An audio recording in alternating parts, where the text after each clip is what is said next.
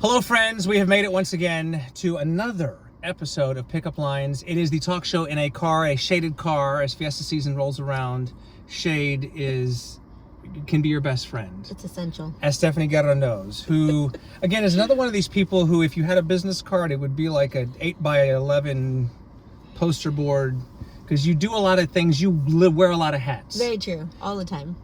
Is there one word that could describe what you do for a living? Communications. Okay, that's an umbrella that Yes. that can cover a lot of different things. Yes. And we're going to try our best over the course of the next few minutes here to get into everything. Normally I start at the very beginning and work my way forward, but I'm going to start kind of more recent, only because, well, one, there's a basketball in my car, and two, we would have done this sooner had you not been.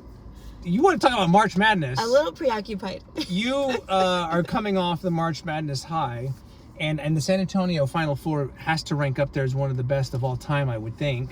I think and so your too. nail, do you have a basketball fingernail? Yes, I have a basketball on my nails. Oh my gosh. I got Final Four nails. They're kind of, they're on their last finger. Well, everybody was right biting now. their nails during the games. Well, we had to do like a lot of physical work too. A lot of people don't Yes. see all the behind the scenes, which Right. is great, right? Right. But yes, my nails are not as nice as they were on Final Four week. That's okay. Thanks, No Ernie. judgment. No judgment. I just love the basketball. You were essentially, like head of media. How would you describe what you did? Sure. So I worked for the local organizing committee, and Right. I was the director of marketing and communications for the LOC. Well, I still am for a few Right. more weeks. You're still on the payroll. Yes. A little bit longer. And we work with the NCAA hand Yeah. in hand to execute the men's Final Four. So were you brought on when San Antonio was awarded the Final Four? When did you start that? No, typically people that work with the local organizing committee work within maybe a year to 2 years ahead of the event. Right. So I actually started last year in February. So Okay. about 15, 16 months working on the men's Final Four behind the scenes. Did you like it? Nobody's asked me that yet. Surprisingly, the most intense job of all of those jobs Right. I've ever had, but I loved it. I think it's such an amazing experience for San Antonio. Obviously, it's not the first one we've had, it's the fifth one. Correct. And just seeing the momentum that's been built over the years and the hundreds of people that work on it behind the scenes, all coming together for this benefit to San Antonio, for eyes on San Antonio, for money to our local economy.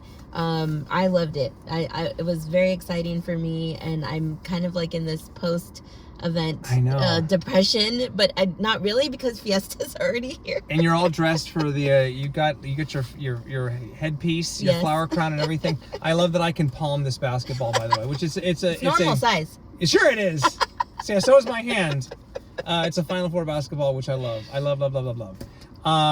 Okay, so you're on the payroll. You do that a little bit longer. Would you do it again? I would definitely do it again. Because there will be a women's Final Four later, and regionals and other things. Yeah, women's is coming back in 2029. I am a contract employee, so in a few weeks I will be released and out into the wild and see what my next move is. I love it. Also, obviously, I have Puro Pincha, my own company, but I am excited for whatever is next. Everybody has asked me, like, do you want to work on the Super Bowl or World Cup? And I think, to me, the hard part is those are not in San Antonio. They're not in San Antonio.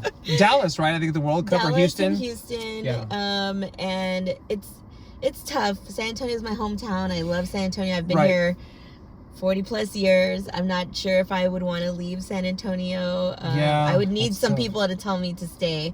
But I had a ton of fun. I would, they always ask the LOC employees if they'd be interested in going to another city to do that, as it moves every year. Sure. But the next city is Indianapolis, and it's cold. It's going to be cold in March or April of next year. Yes. So, well, we'll see. You still have time. Yes. Goodness gracious. I dabbled in kind of the freelance world after I left, Fox and before I came to KSAT. And I've said this publicly. It's easily 5 to 10 times more work than anything I ever did at a TV station, with all due respect to my current employer.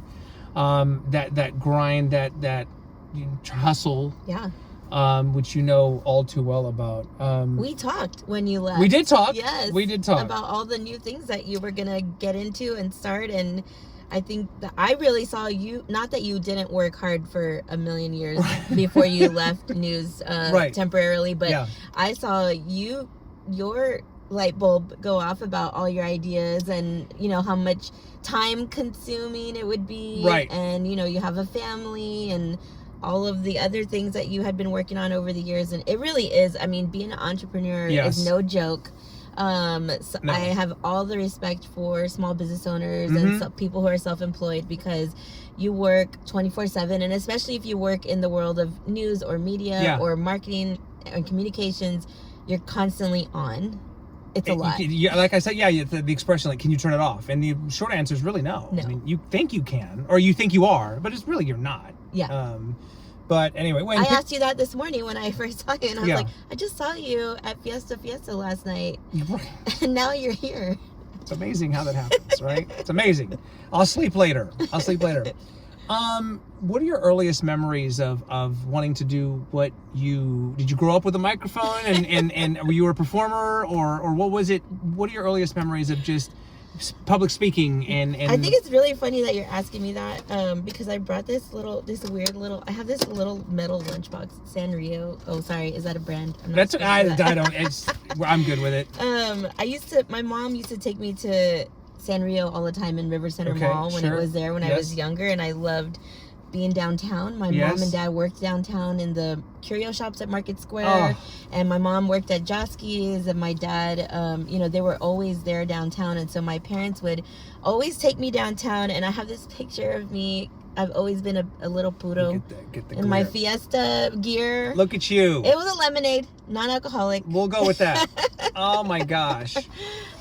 You know, wearing the traditional Mexican dress. My mom and dad worked in Market Square curio shops, and it's fantastic.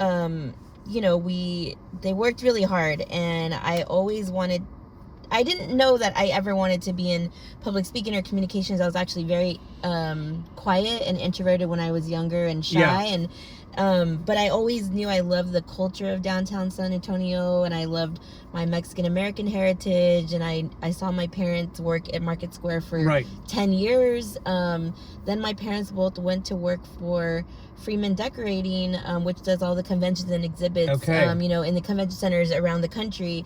And then I really got into seeing like traveling trade shows and big brands doing marketing and performances and experiences. And then my parents instilled this great love of music in me ever since we were here. Like, you know, we were at La Semana Alegre when I was little, and at Market Square with all the Tejano dancing and events and parties. And so I think all of that, you know, once I became a teenager and trying to figure out college, was that I loved music. I loved the culture of being Mexican American, and I loved being around people and socializing and connecting with people. So I have my parents to thank for a lot of that. My parents are very similar. My mom makes a flower crown. Oh, God bless her. You know, they're very handy arts and crafts. They still go all out, even in their backyard now for Fiesta. I'm an April baby. Yeah, I was born April 1st. I'm a Fiesta baby. Oh my goodness. I grew up around it, and it's just transpired, you know, through all of the work that I've intentionally done. I didn't always get to do fun things like with Puro Pinche and with Arnie on the news. I used to be, you know, working call centers and being an insurance agent, and I had to figure out, you know, how to make money and pay my bills. And I have a son, and I was a young mom when I was 20 years old. So just being able to take care of him and be responsible, but then, you know, behind the scenes always kind of working on trying to get myself into entertainment events, and here I am 25 plus years later. Again, as and I like to say, we're sitting in the shadow of the KSAT12 studios, and you are one of the few people who has a regular segment on KSAT12. It's very fun. I have Puro Pics. Thank you, KSAT. We love you, KSAT. A few years ago, the team, Colton and Mario and Andrew, they invited me to lunch, and they were like, hey, we're trying to connect with local people in the community that are leaders, and we threw out ideas of what we could do together. I already weekly talked about events going on in San Antonio. I made my own list. I've been doing that for 15 years. Puro Pinche turns 15. Congratulations, by the way. Thank you. I'm gonna have a quinceañera as soon as I have time to plan it. I need those quinceañera moms to teach me how to plan my own quinceañera. I'm sure there's some out there, yes. But, you know, I had a list, and then Steve and Myra invited me on to talk about that Yeah. list. Turned into Poodle Picks. Right. It's a weekly segment, as Yeah. long as there's not, breaking news or anything else going on. Sure. And now we've actually been doing it now for a little over 2 years.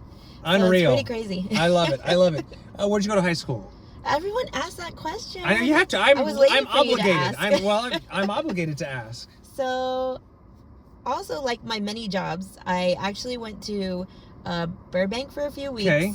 My dad went to Burbank. My mom went to Lanier. I went to the Foya Middle School, so we lived in the South Side. Okay. And then I went to Taft. I grew up in the Northwest Side. Okay. And then I went to Marshall, and I graduated from Marshall. 3 high schools. Yeah. So you're a Marshall Ram. I'm a Marshall Ram. On paper, technically. On paper. You got. Okay. I have so many amazing experiences from being at the Foya Middle School. Yeah. Right in the heart of downtown on the west side. Shoot, you know, like downtown was our playground in middle school, so it was a lot of fun. But yes, I grew up in between the Northwest Side and the West Side and the South Side. I graduated from John Marshall High School. Okay, there'll be a quiz later. We'll ask. Did you pursue college or higher education, or? I did go to college. I actually wanted to work in multimedia and graphic design. Okay. And then I had my son and realized how much of a full-time job being a parent is. Yes. And so I took a break I got my associate's degree from Northwest Vista. I'm an Alamo College's product. Okay. My son goes to Alamo Colleges now. He's in the Alamo Promise program. It's amazing. We love it. So it essentially guarantees no cost tuition, right? No tuition, yes. No tuition. I was just we're talking about this with somebody last night, as a matter of fact, and you heard correct. Guaranteed, no cost. You just have to go to high school in Bexar County. Yeah. And no cost tuition. So and thank you, Alamo Promises, because you've saved me a ton of money. Oh God, no kidding, no kidding. And so I graduated with an associate's degree. I went to San Antonio College and Northwest Vista. Yeah. And then I went into the workforce. So I was in the workforce for a long time. I knew I wanted to get my degree in marketing and communications. I actually had a class with, I'm sure you all know, Richard Oliver. His wife was a professor at Northwest Vista, and I took communications with her. And then I got a PR internship with actually who now are the owners of Sammy's and Ochoa. Mario, obviously. The late Mario. Yes. Amazing. And Tanya invited me into my first PR internship. Started with them. Then I went to work for Eddie Romero from Centro, who had his own boutique PR company. And then we got into lots of fun. We worked with bars and restaurants on St. Mary's. We worked with Red Bull, Fiesta events. You know, we worked at events at the Pearl. I got to see a lot of behind the scenes. I was street teaming for Island and Def Jam Records and just concerts and all the Poodle Party things you could think of. But it took me a while to get there. Yeah. I still haven't gone back for my bachelor's degree. Yeah. It's always my intention to. But yeah, I don't have a bachelor's degree, and I just want to tell everybody you can still make your way, but I always recommend education first. No, I hear you. I get it. I've listened. Others have sat in that seat and said the same thing. Yeah. Ray Feo, Fabian Castillo dropped out of high school. Yeah. And became and he told his story the other day, and many others have done the same thing. So everyone's path is different. It is 100%. When you got pregnant, you were obviously a very young mother. Yes. How was that received in your family? Were you concerned that, oh my gosh, all these dreams and aspirations I have, like, can I still do this? Of course. Yeah. My parents, I have an amazing family. Yeah. My parents were a little disappointed because I was already in school, you know, and my parents didn't really go to college. They tried it.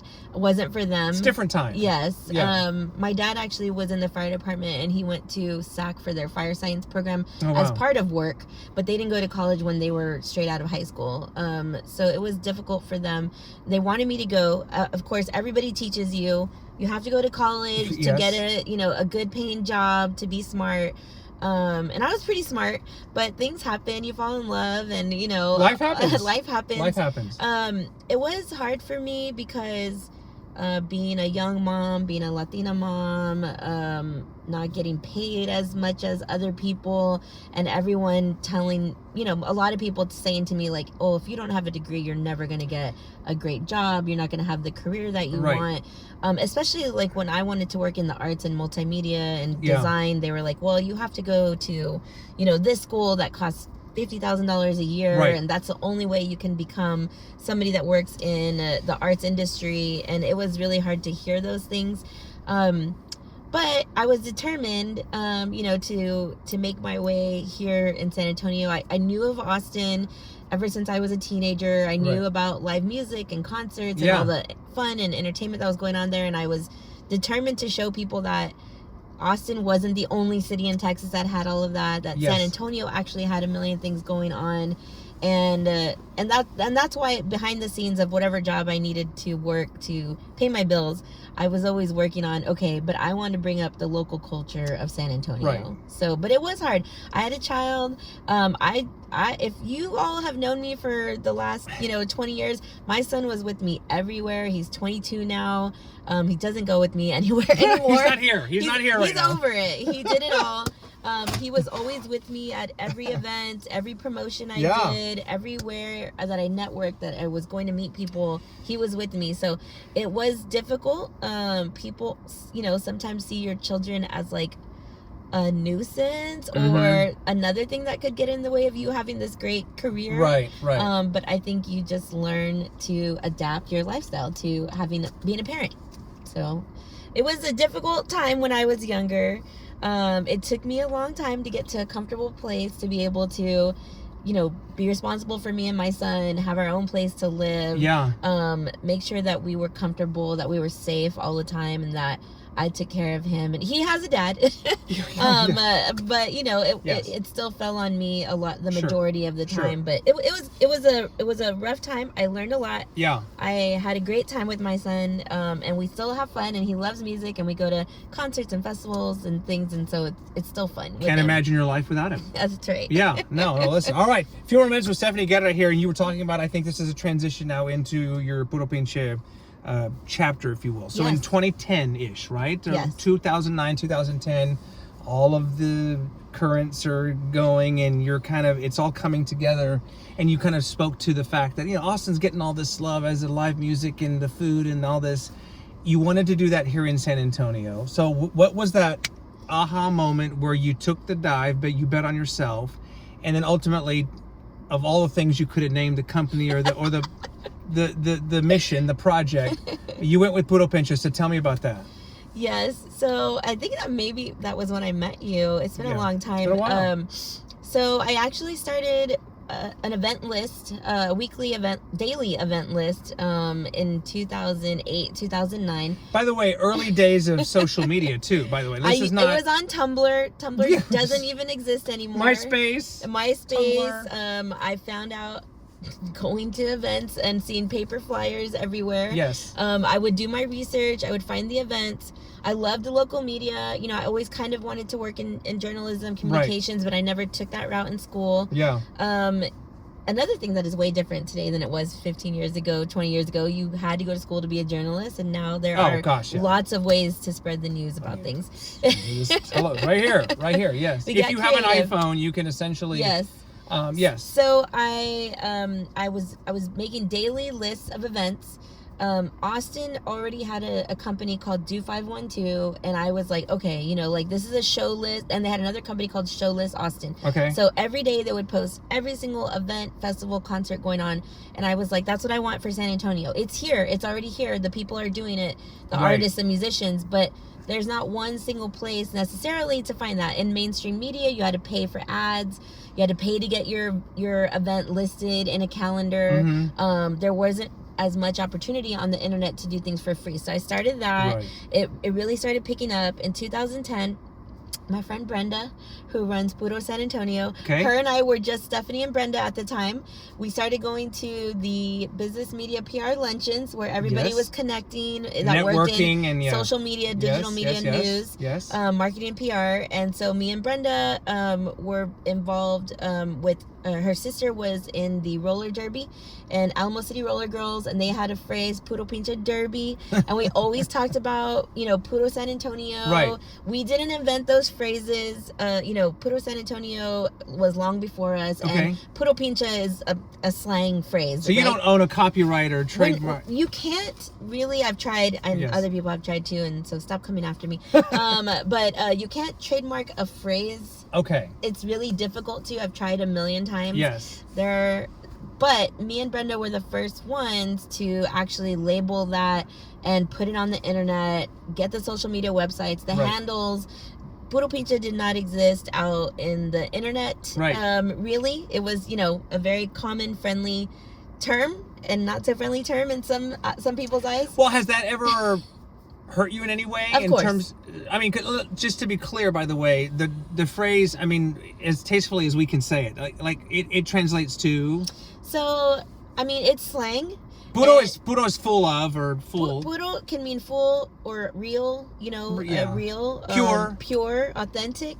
Pincha, when I was growing up, pincha meant somebody who was like cheap and tight with their money, like somebody a pincher, like a penny pincher. They were pincha. They didn't want to spend any money, or they didn't want to do something or go somewhere. Correct. But puro pincha, sure, it means a lot of, or it could mean like Okay.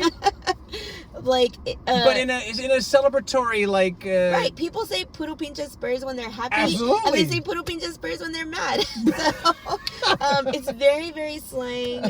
It's a fun word. You know, over the past like 2 decades, we've talked about reclaiming, you know, Spanish words that maybe were seen as negative or derogatory, but they're not really. They're just like, you know, common terms within Mexican culture. Yeah. So yes, pinche can mean a bad word, and yes, 100%. It took me years to be able to get pinche in news articles. Right. You know, I was nominated for awards and, you know, all of these things, and nobody wanted to put pinche anywhere. You never considered changing it? I've considered changing it a million times, but, you know, like, people love that phrase so it's much memorable. So that now everybody uses it in their company name, and their social media handles, and their hashtags, like, and that is the whole point. Me and Brenda, we didn't own that. We were not claiming it as our own, but we wanted everyone to use those phrases and be comfortable with them, spread the word about them. I love seeing how many people are not ashamed and not afraid to use Puro Pinche everywhere. Got it. You know, me and Brenda started hashtagging Puro San Antonio, Puro Pinche, and Keep It Puro, you know, over 15 years ago. And if you look it up, you'll see it everywhere now online. And so it's great. But yeah, it was hard in the beginning. You know, I used to go on morning show appearances with you, and you guys couldn't say pinche or put it on the lower third. We still can't, I don't think. we don't. That's why Puro Picks is it's a little different. We can kind of talk about it, but you won't necessarily see it typed out. But but it's, I guess it's for better or for worse, right? It's super memorable, and it's got a shock factor to it. But you know, so you obviously are wrapping up, you know, tying up the loose ends with the Final Four and all of that. What else do you want to conquer, or how much in 2025 and long term do you want to do? Yeah, you asked me to bring something from my childhood. I don't really have too many things in my house because I'm just bought my house. It took me 40 something years to become a homeowner, but I'm a homeowner now. But I was looking back, I keep this little tin, and it's just full of you know, credentials. I've got mine at home too. Yes, of things that I've worked on or things that I've done. So in 2013, I was an organizer. I was a co-founder of Maverick Music Festival, which was the first music festival in La Vita that was not Tejano, not La Semana Alegre. We had Gary Clark Jr., a couple of other bands. It was very indie rock. I helped people in Espanol magazine when they came here with the festival. That's, you know, Emilio Estefan. Oh, okay. Gloria Estefan. Him and Gloria Estefan were in charge of the music and talent booking and things like that. I'm an H-E-B ambassador and creator. Wait a minute. Look at oh yeah, that's right. You're very, very active on social media. Yes, I have an amazing partnership with H-E-B where we create a couple of videos a month to show everybody the things you can find in the store that you may not find when you're doing curbside or delivery or they don't just give these to anybody, by the way. This is like a gold card. Everyone loves my H-E-B partnership, and I love working with H-E-B, and I love that they let me with the name Puro Pinche, you know, partner with them. I've been a Google Next Gen Fellow for the last few years, which talks about diversity and human rights within the tech space. I mean, I have done so many things that I really, my dad made me very emotional. I was one of the first Latinas to speak at South by Southwest in 2014 because South by Southwest didn't have any panels for Latinos. So in that was just 10 years ago or 11 years ago. In 2014, an Austin agency and my friend Mondo Rayo and Priscilla, they actually had to put together a whole day of panels and programming based around Latinos, and it was not in the convention center. It was hidden away. But I was looking back, and my dad was at March Madness Music Festival with me, and my dad gets so emotional nowadays. My family was there, my mom, my husband, my son, and my dad was. It was a huge music festival. Over 20,000 people there watching Pitbull, Doechii, everybody. And my dad was remembering when I had Maverick Music Festival in 2013, and I didn't have the best parting of ways with my business partners and business owners. And so it was really hard for me because I had worked so hard to build a lot over the decade plus that I had been working on things, and then worked with this group of people who had different ways of doing business than I did, and I was kind of cut out of Maverick after the first year, and I was also a co-founder of Muertos Fest, and all of that stuff went away, and so then being that's okay, little phone fell. Being on the ground at the music festival and just seeing all of the thousands of people that came downtown, and knowing that I got to work on getting people to an event like the Final Four, and we don't work on the game attendance as the local organizing committee. We work on the fan events, the free community events, grassroots experiences, all the momentum leading up from last year to this year. So it was very surreal for me to be there and work on. I didn't know that the men's Final Four is the biggest national sporting event outside of the Super Bowl.